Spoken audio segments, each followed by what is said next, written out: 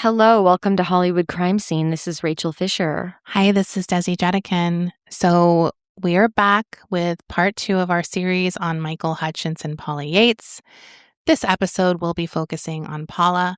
My source for this episode is her autobiography called Paula Yates, the Autobiography.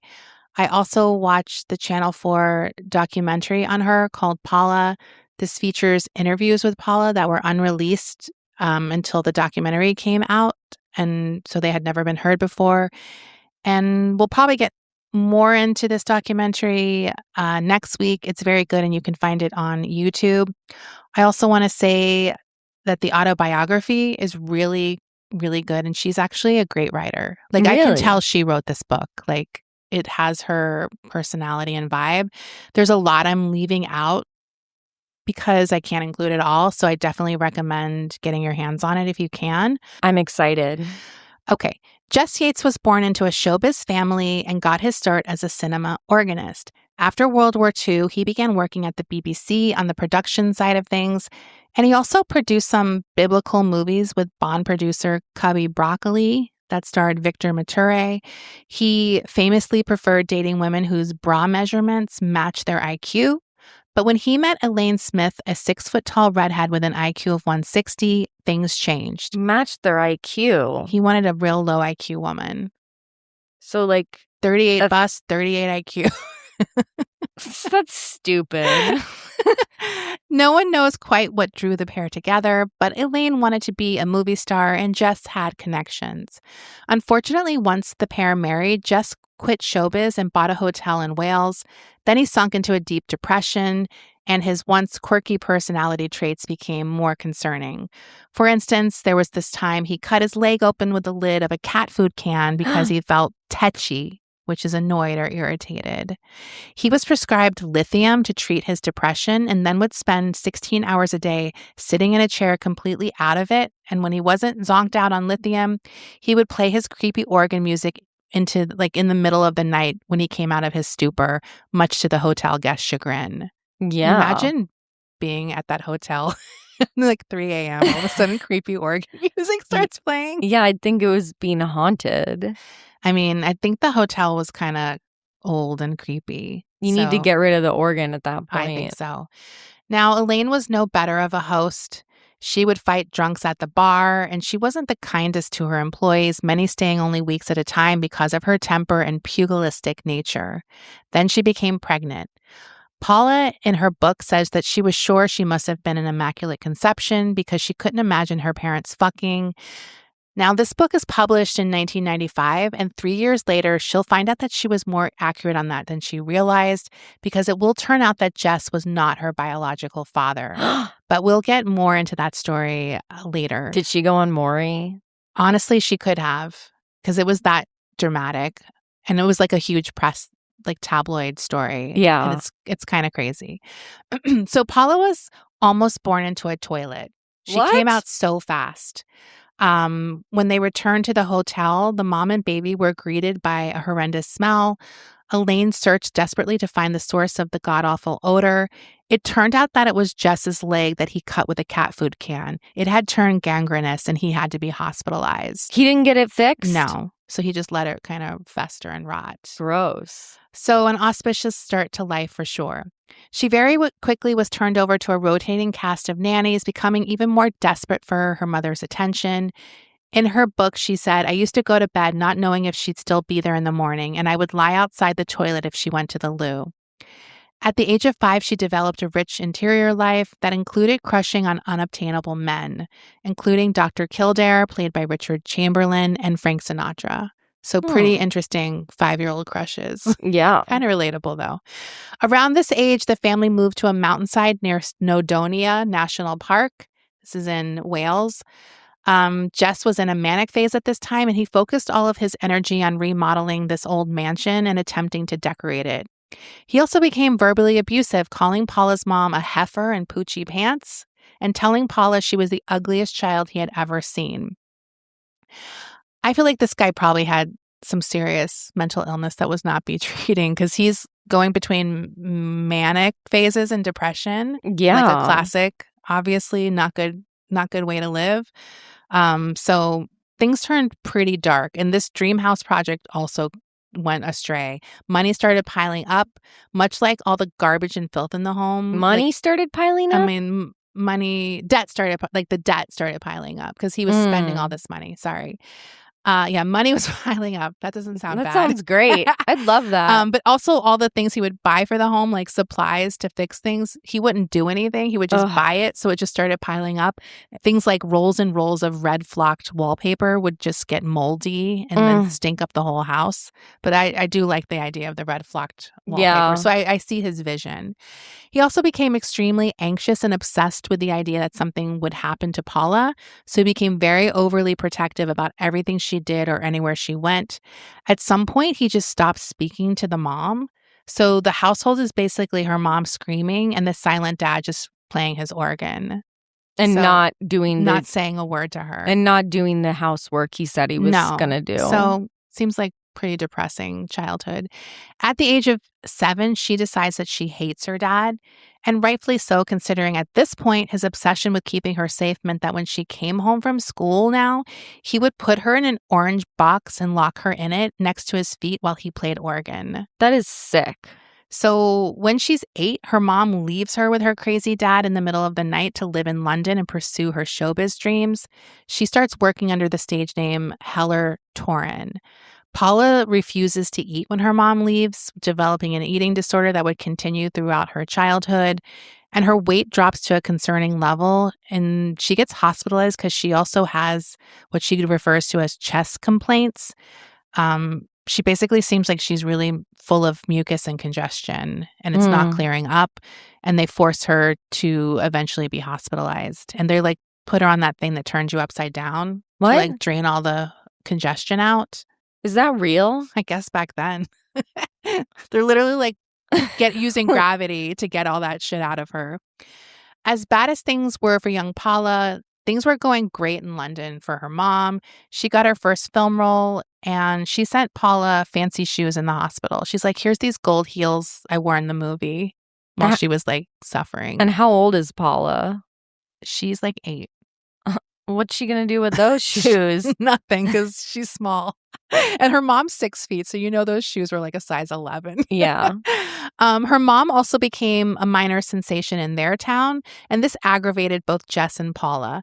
He became obsessed with what she was doing in London, even though they had a bad marriage. One night watching TV, Tom Jones came on the screen performing It's Not Unusual, and Jess just stared there, getting more and more tetchy. He told Paula they were going to London because he was convinced Tom Jones was trying to bang his wife. I'm sure a lot of drunk guys in London and England in those days. Wales. Like, get this guy out of here. Tom Jones is trying to bang my wife. Let's go. Let's get him. Come on, Paula. Eventually, Elaine does give up her film career in London and moves back to Wales, becoming active in the local theater scene. But this didn't mean more mommy-daughter time because Paula was quickly sent off to boarding school. The way she describes it seems more of like one of those boot camp wilderness type places that we had in America. I don't know if we still have them, that are kind of horrible. They're for kind of bad kids or kids who need discipline.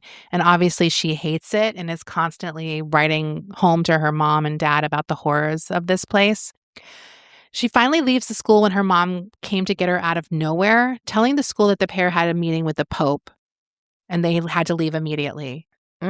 So that's obviously a lie, but it's one of the first times the mom actually did something nice for Paula. She would say that all of this neglect meant that she wasn't able to speak until the age of 4, wasn't potty trained until 5, had an eating disorder by 8, and was experimenting with heroin by 12. Her mom disputed these claims, saying, fiction is always more interesting than the truth. So the mom was like denying it. Yeah. Of course. In the early 70s, Paula's dad gets a job with Yorkshire Television creating programs. After much success, he's challenged with the impossible to get a religious program into the top 20, and Stars on Sunday is born. Now, for a religious show, this is incredibly kitschy and camp. It's filmed in an old-style mansion described as a French bordello crematorium. It has like a fake cemetery around the house and features stars like Princess Grace and James Mason reading the Bible menacingly. It had nuns in low-cut habits dancing. It had like a Liberace style fountain that had shot water and lights, like one of those type of things. But were they being serious?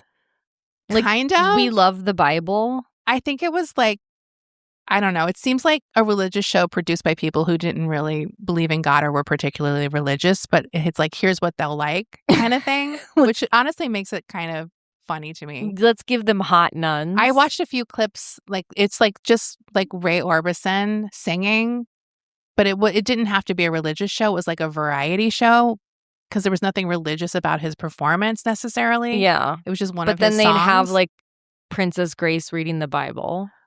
Yeah, or I don't know if she did, but James Mason like just doing like a little acting. Like a dramatic. Like, yeah. Yeah. And he, of course, played the organ during the show, and he became quite famous from this. Like, this show was a huge hit because he had huge stars on it. Like, I don't know why they all did it, but they did. It has a very, like, Vincent Price vibe to it. That's what it feels like. So while he had this kind of sanctimonious and serious on-screen persona, obviously those who knew him knew the truth was that when he wasn't like in one of these depressions, he was a real charmer. He was still a ladies' man into his 50s at this point, but would soon face a price for the discrepancy in personalities because we love taking down a holier-than-thou type. We love it. So this would happen when Paula was in Oxford taking her A-levels, which is kind of like high school, pre-university. She gets a call from her father that the News of the World, which was a big UK tabloid at the time, had been tipped off that he was with a girl 30 years his junior in Gran Canaria. 2 female reporters went there and found the girl, got her drunk, so she spilled every detail about their sordid affair. That seems unethical. Well, I read multiple pieces because I researched this incident more, and most places say the girl was actually only 16, which makes sense that it would be a little more scandalous. Well, I'm not doubting that. I'm saying why'd the journalists be like, let's get this 16-year-old drunk? Oh, you thought that was unethical? Yes. Oh, yeah. Oh, yeah, totally. I thought you were talking about him. Why are they getting their fucking... Why are they getting her drunk? Why are they getting her drunk? Especially if she's statement? 16. Yeah. She's 16. So... yeah, I mean, either way... It's all bad. It's all bad. If he's fucking a 23-year-old at 53 or a 16-year-old, like, that's still both pretty gross. Like, yeah. Obviously, his marriage was, like, over. I don't think the wife even gave a shit. But this was... imagine, like, someone big in our country who was kind of religious-oriented doing this. It would be a huge story, obviously. Yeah. So...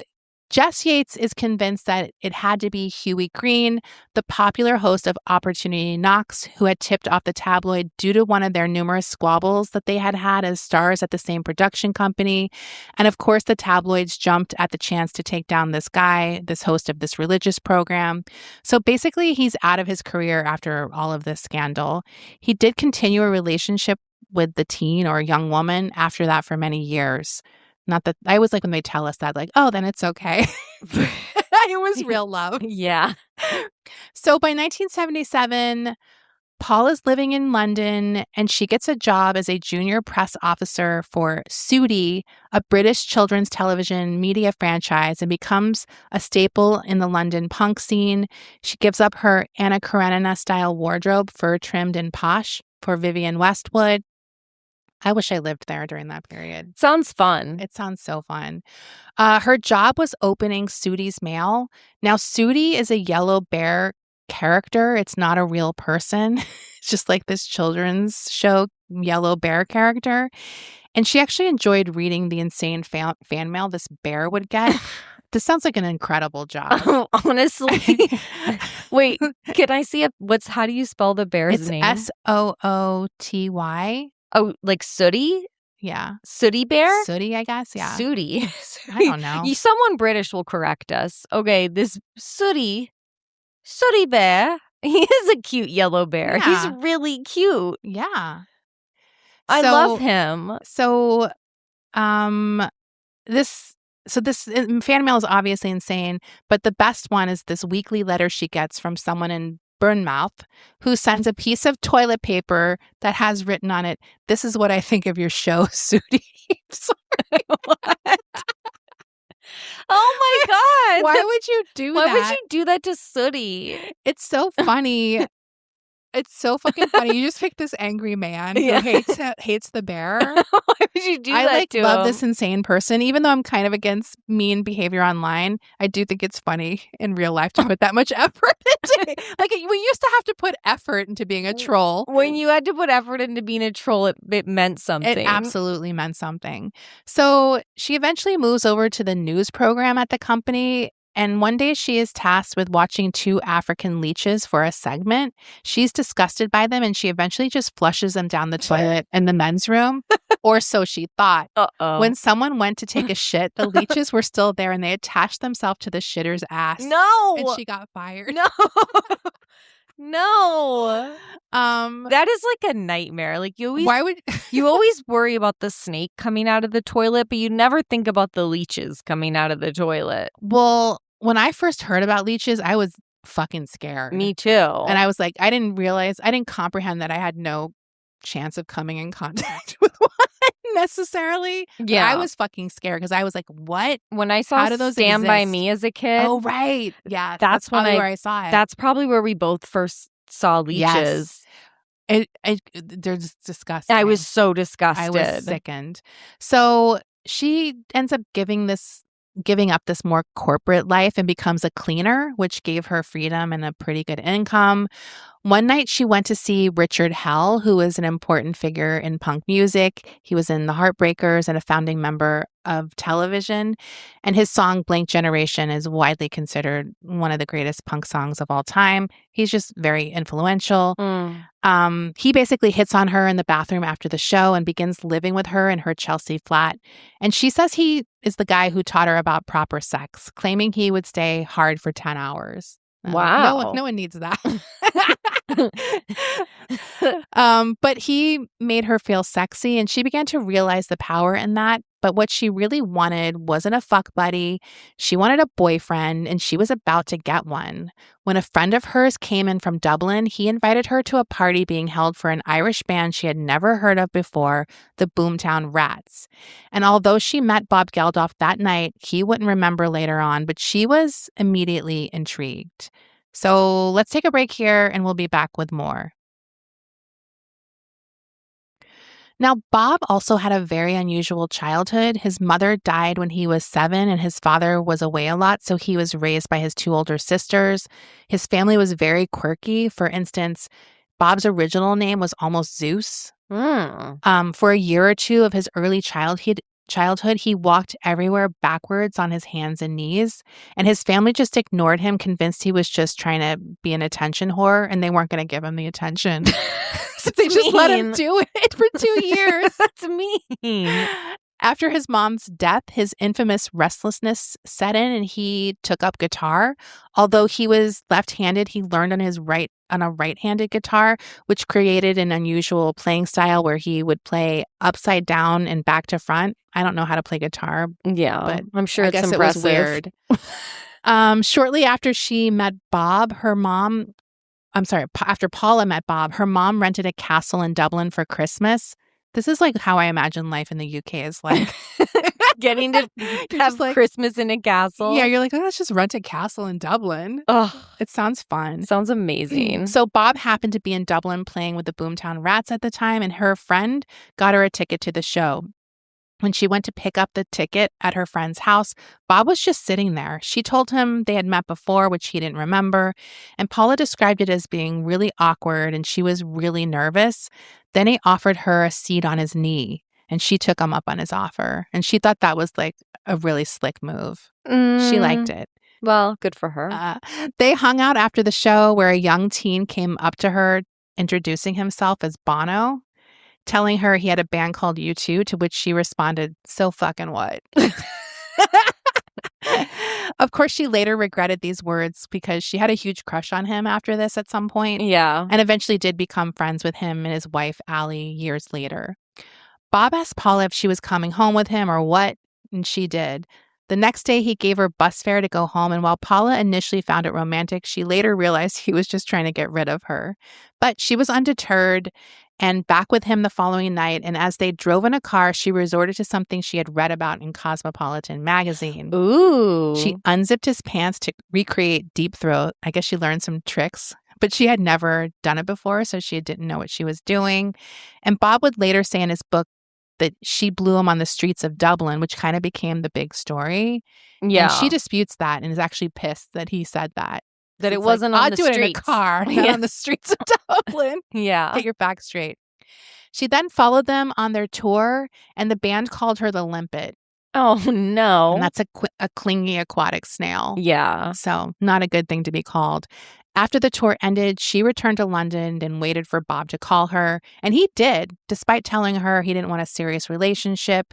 She moved into his skanky apartment, and she tried to make it a home. Like she's like not even 18 yet. Wait, what? Yeah. How old I is... think he's like 8 years older than her. So he's like 25 and she's like almost 18. Yeah, she's young. So he actually takes her to Vegas for her 18th birthday, and she's convinced they're going to get married, but instead he took her to a Liberace concert. But that sounds fun. That's not a bad compromise. She's getting fed up with him just saying things like he likes her and he thinks she's funny. He never says I love you, but eventually he does, and she keeps him around. She spends a year being a kept woman, eating bonbons, wearing baby doll nighties, and watching soaps with her kitten. Ugh, the dream life. I know. I was like, this sounds incredible. But Bob didn't like the idea of having like a kept woman, and he pushes her to find something, like anything to do with her life. At a party, she meets a man named Alf Martin. He had a music publication, and he offered her a weekly gossip column because at this point, she knows like everyone through Bob. Yeah. Like, and just like, we'll see. They're just connected to fucking everyone. So this column is like an immediate hit. Soon after that, she pitches a book to Richard Branson called Rock Stars in Their Underpants. So she's just like talking shit like, about all her friends or everyone basically, she knows. But I think she says cool things, so they like when she publishes them. So it's not like not like bad gossip. Okay. But she describes seeing Bob in his gray tighty whities, graying tighty whities, and she's like, I should do a book about rock stars in their underpants. And she pitches it. Like a photography book? Yes. And he loves it, Richard Branson.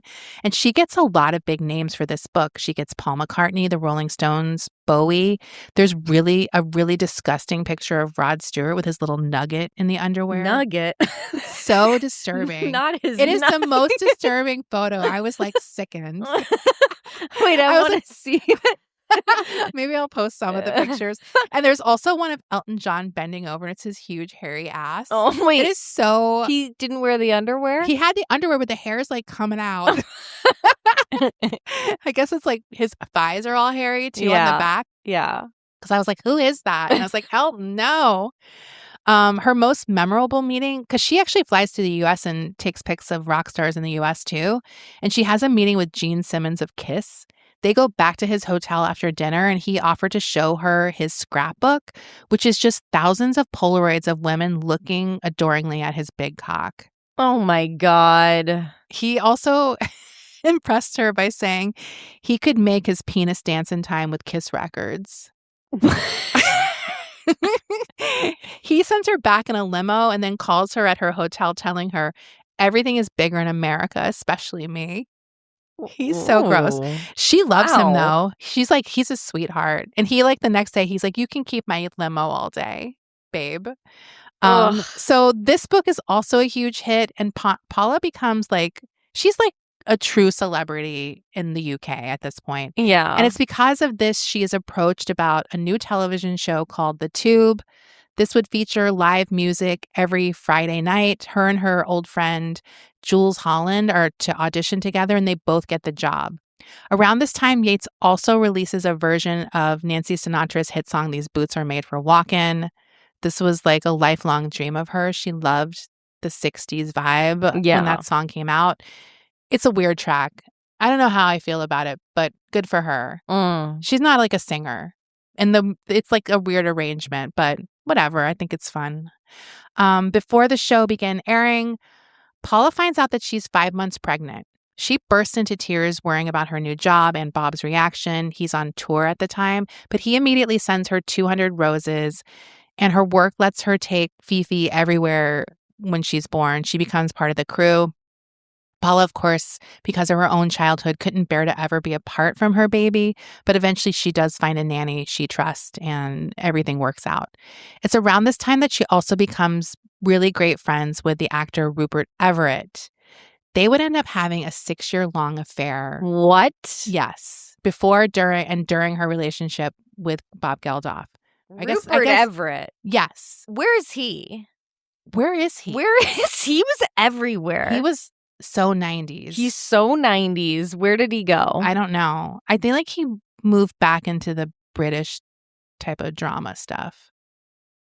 Like he stopped Like he doing had that our movies? American film period. Like he was huge. yeah, and I think he kind of went back to his roots maybe because Like he started off with like doing theater with Kenneth Branagh. Right. And stuff like that. He actually thought he was in love with Paula and simply ignored her husband Bob while they were together. Beginning like in 1982, like I said. In 2006, he admitted he was mystified by his heterosexual affairs. He went on to say that she was married, I was gay. These constraints operated like a safety net and there were no obstacles between us. He also went on to describe her appeal in this big interview he did, I think like in 2002. He said that her face had the illusion of beauty, but in fact it was wonky all over. She had a pretty nose, little girl's eyes. Her lips gave everything away. I think her lips are more telling than eyes, and Paula's were expressive. She had a thin, flat voice, and she clung to a man like a sweet little cartoon octopus, but she was no bimbo, even though she loved if you thought she was. She was very intelligent. She wasn't classically beautiful. She was just startlingly attractive, and she had a fragility that was erotic to men. Now, I will say, when I had only seen Paula, I was like, I don't really get her appeal. Like, she is quirky looking, which is fine. But when I see her on camera in these interviews, I get like why. She's really fun. She's outrageous. She'll say anything. She treats celebrities like anyone else. Yeah. She doesn't give a shit. She's Right. not putting them on a pedestal. She'll ask them really provocative questions. And she is just very interesting person. So I get it. So the two first airs at the tail end of 1982. And it really becomes not only a place for established artists to perform, like they have a special where U2 performs at Red Rocks. They would have exclusive interviews. For instance, one time they had Ringo Starr on, and this was his first post-Beatles interview. And the show also helped launch new bands like the Proclaimers and Frankie Goes to Hollywood. So it's a massive hit and obviously takes Paula even higher in her fame level. During this period, Paula is the breadwinner. Bob's career is kind of going nowhere at this point. His glory days with the Boomtown Rats is pretty much over. But in 1984, he has a very unlikely comeback. Now, at this time, Ethiopia is suffering through a severe famine. Paula and Bob saw a special on the BBC drawing attention to this family that deeply affected them. The famine. Seeing this news about the famine affected them. Right. You said family. Oh, did I? Sorry. Famine, yeah. The band Ultravox is on the tube soon after, and Paula hooks Bob up with Ultravox singer Midge Ure. By the way, one of my favorite songs, Vienna. It's so fucking good. They began to compose the song Do They Know It's Christmas for a Christmas release. They get like every musician in the UK to do it. George Michael, Sting, Simon Le Bon, like all of Duran Duran, Boy George, Bono, Jody Watley, like Bananarama. So every big star in the UK. Yeah, they're all there. All of them. Yes. And this becomes a massive hit, selling 1 million copies in the first week. It's the fastest selling single in the UK chart history, and it won't be overtaken until Elton John's Candle in the Wind, 1997. Really? Yes. Really? That was a huge hit. I mean, you couldn't escape Candle in the Wind. No. So this song raises £8 million for Ethiopia famine relief in a year. Wow.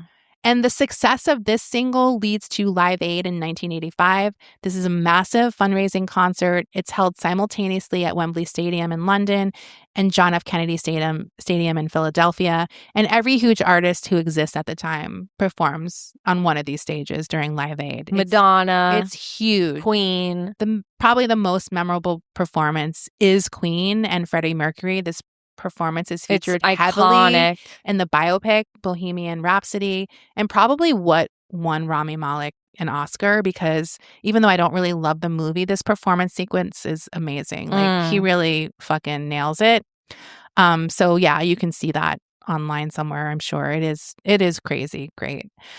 So Bob is completely revitalized by these two events. Like, Charles and Diana go to the Wembley concert and are sitting next to Paula and Bob, like, during it. He's eventually knighted due to his work with Live Aid and Band Aid, and this is where he becomes kind of known sarcastically as Saint Bob. He is considered this, like, angel human being who could do no wrong at this point.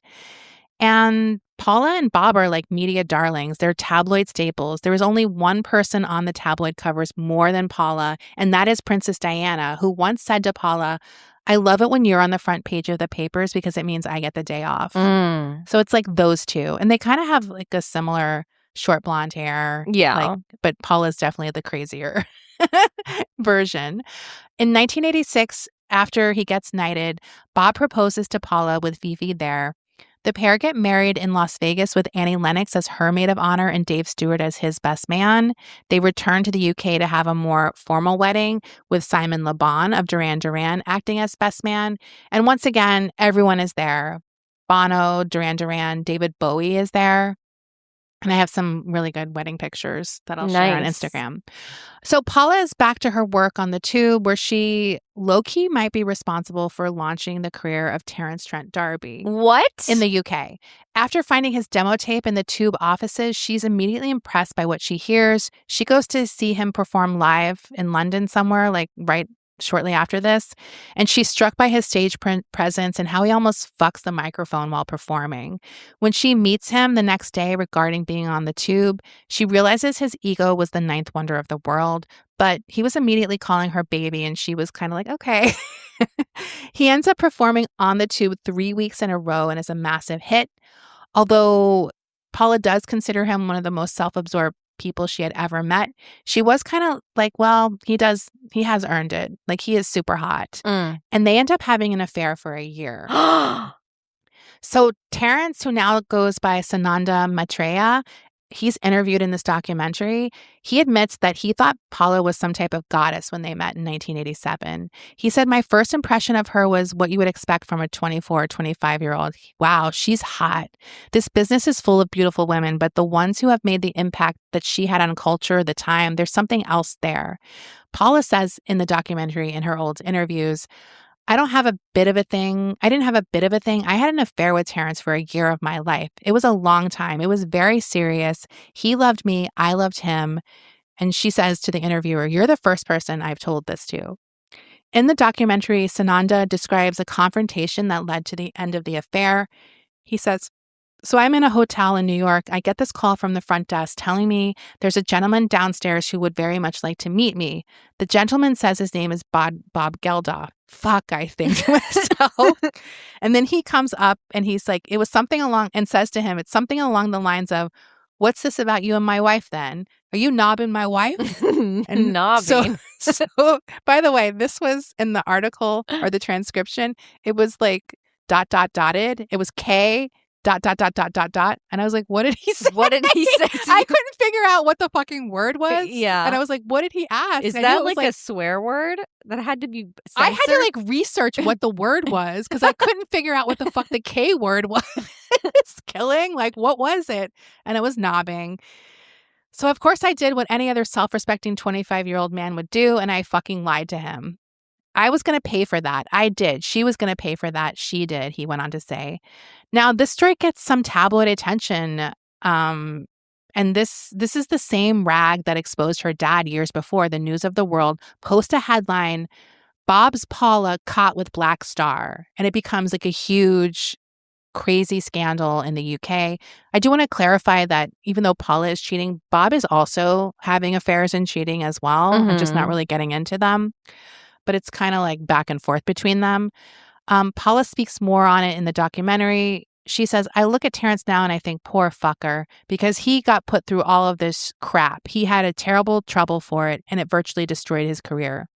Yeah, because, like, he kind of went away. He just, like, what happened to him? I don't think it was just this, because I think he also kind of dropped out of the music industry because it does suck. Yeah. Right?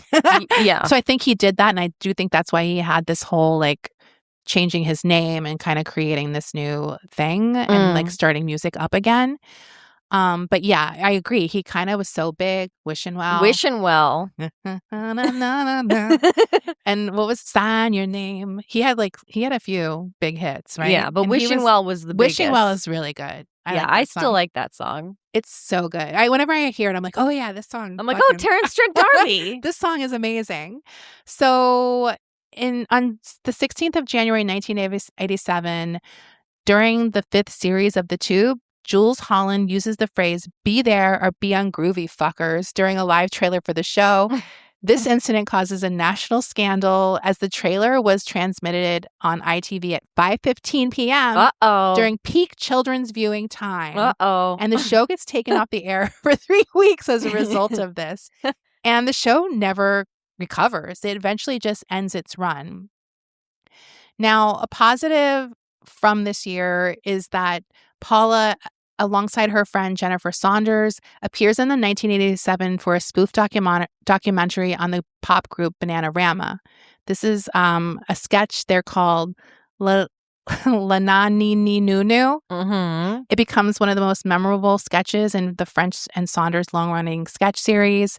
In the sketch, Dawn French, Jennifer Saunders, and Kathy Burke portray deadpan versions of Bananarama, disheveled, mumbled lyrics, and Paula participates in this.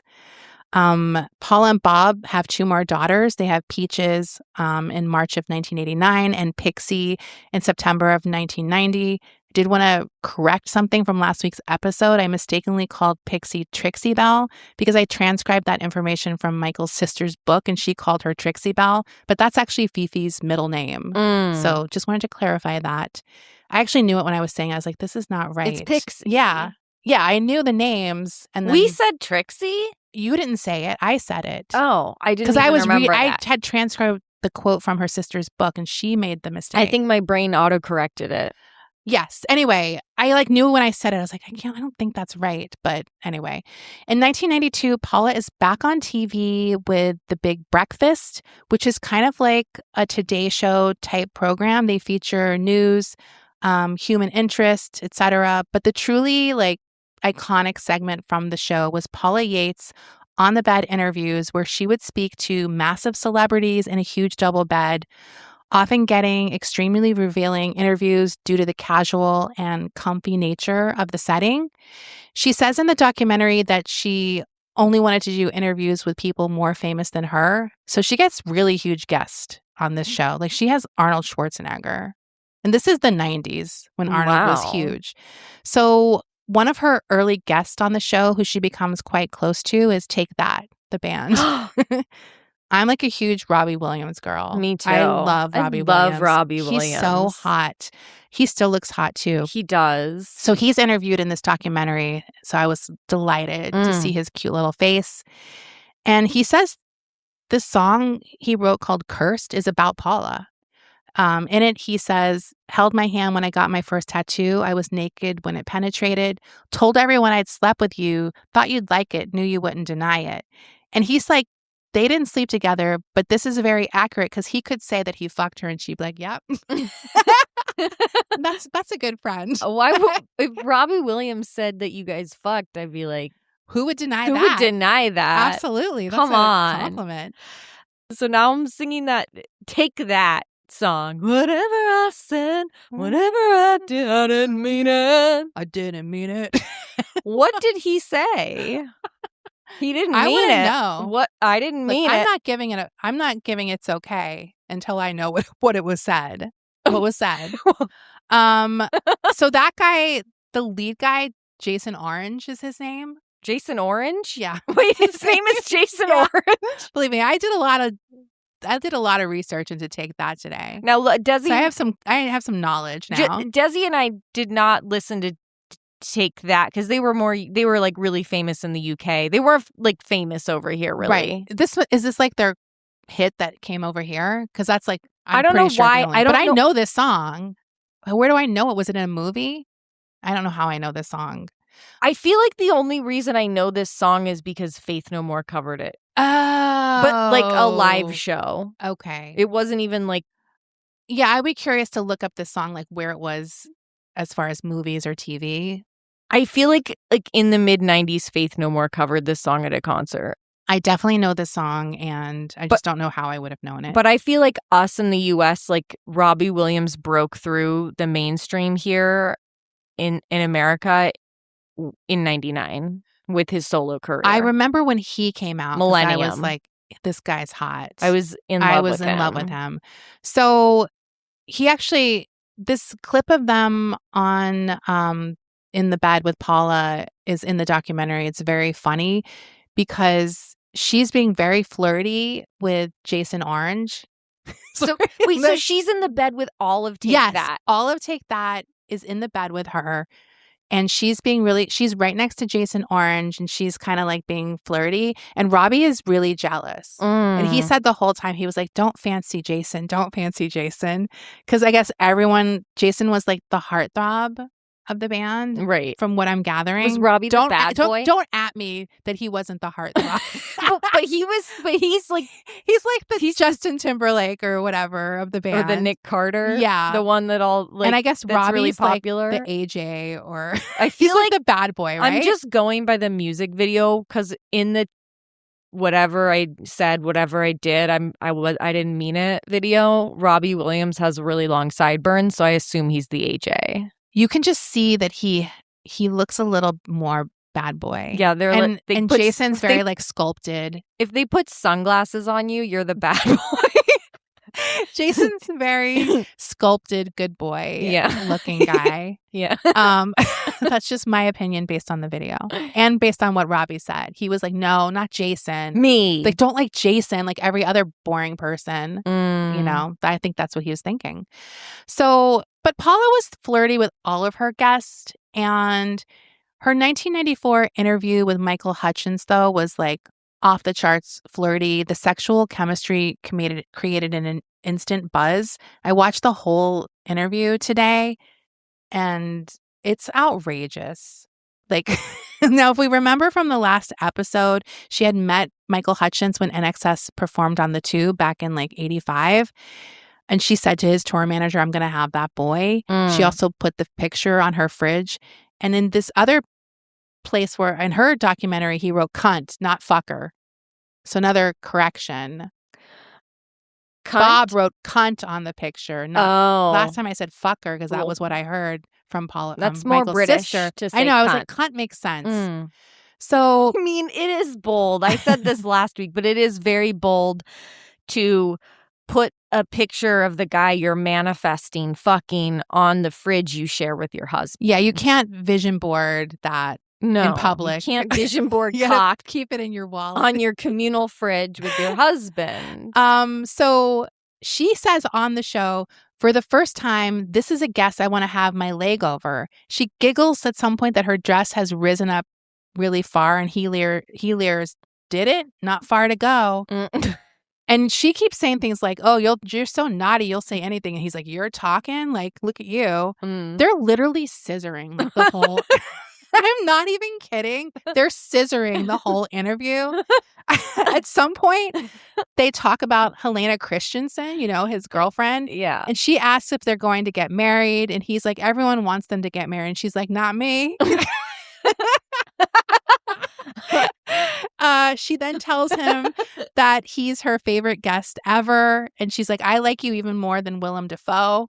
That's a high compliment if there ever was one. That is, yeah. And watching this video at the end of it, I was like, if I were Bob or Helena, I'd be fucking pissed after watching this video. Like it is so horny. They are so into each other. Like it's palpable. You can see it. Now in the documentary, they're interviewing one of her like lifelong friends. And they're like, what happened like immediately after this interview? And she's like, They fucked in the green room. And she's like, no, just kidding. And she's like, but it was kind of like, but did they? I believe it. Because I don't believe you can leave that interview and not immediately go fuck. Because why wouldn't they at that point? Right. They were so worked up in this interview. Also, I'm like, he looks so hot in this interview. It's like one of the best visuals of him I've ever seen. He looks really hot and his personality is there and he's so flirty and hot. It's kind of insane. Well, 5 months after the interview aired, he leaves his girlfriend, Helena Christensen, and she basically all but abandons her marriage at this point. They're on a path, Paula, yeah. They're both on a path that will ultimately lead to tragedy. So now we've caught up their timelines. Next week, we'll get into all the tabloid craziness that happens when people find out about their affair and their relationship, the very public divorce hearings with Paula, obviously the absolute awful and sad end to this all that happens with Michael, and then several years later with Paula, and just a lot of tragedy surrounding this pair in many ways.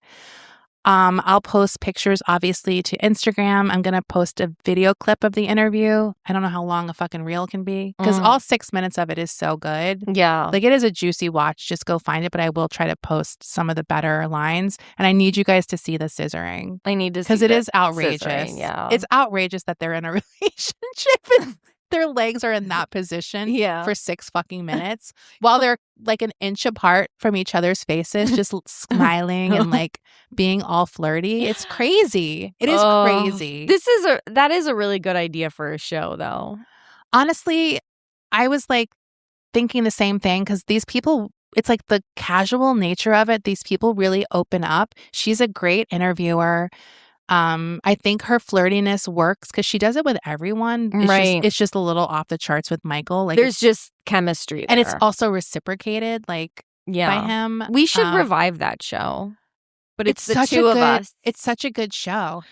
And we don't have to scissor people. Well, I'm a married woman. You can be the scissoring. You can do the scissoring. I don't know if maybe if it's like a Michael Hutchence. If it's you don't have to do it to every guest. No, it's not. I'm not going to do it unless I feel it. Don't pressure me. Okay, I won't pressure you.